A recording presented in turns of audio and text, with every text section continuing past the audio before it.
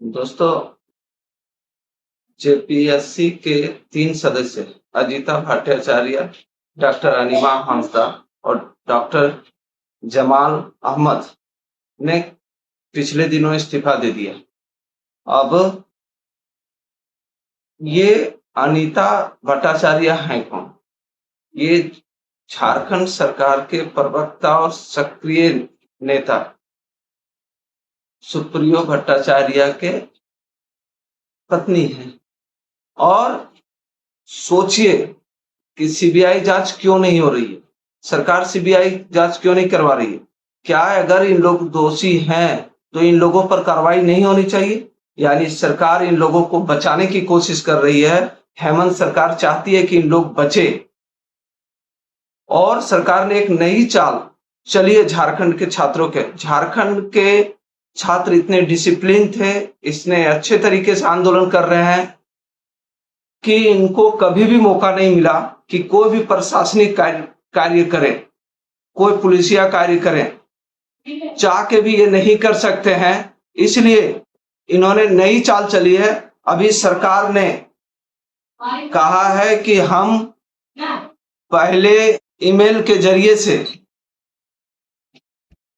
हम छात्रों का राय लेंगे, छात्र का राय लेंगे। अर्थात अगर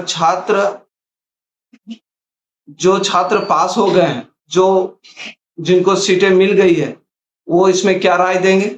यानी झारखंड के छात्रों को 2 भागों में बांटने की कोशिश की जा रही है। यहाँ का माहौल खराब करने की सरकार ने एक नई रणनीति चली है, जो सरकार कभी भी इस रणनीति में सफल नहीं होंगे। आप ये क्यों नहीं बताते हैं कि गड़बड़ी हुई है कि नहीं? अगर गड़बड़ी हुई है तो छात्रों की मांग 100% मानी जानी चाहिए। आप कहते हैं कुछ बातों को मान ली गई है, बाकी नहीं माना जा सकता है। क्यों नहीं माना जा सकता है? सीबीआई जांच कराने में आपको क्या दिक्कत है? क्या अजीता भट्टाचार्य को बचाने की कोशिश की जा रही है? कौन है अजीता भट्टाचार्य? क्यों बचाना चाहते हैं आप? इसलिए सरकार के बहकावे में छात्र ना आए। छात्र का जो आपने जो निर्णय लिया है वो सही है कि हर स्थिति में सभी मांगे पूरी होगी तो ही आंदोलन रुकना चाहिए। ये आप लोगों का जो डिमांड है ये 100% जो है जायज है। और जान लीजिए कि ये जो अभी सरकार नई रणनीति है इसमें उलझना नहीं है, क्योंकि छात्र को बांटने का काम झारखंड सरकार कर रही है। अब आते हैं राहुल गांधी पर। राहुल गांधी अब क्यों नहीं बोलते हैं कि गलत है तो उस पर कार्रवाई होनी चाहिए? उस समय छात्रों को लाकर बुलेट चला, गोलियां चली, ये सब कर रहे थे। आप दूसरे नेता को बोलते हैं कि भाग गए। आप झारखंड से क्यों भाग गए?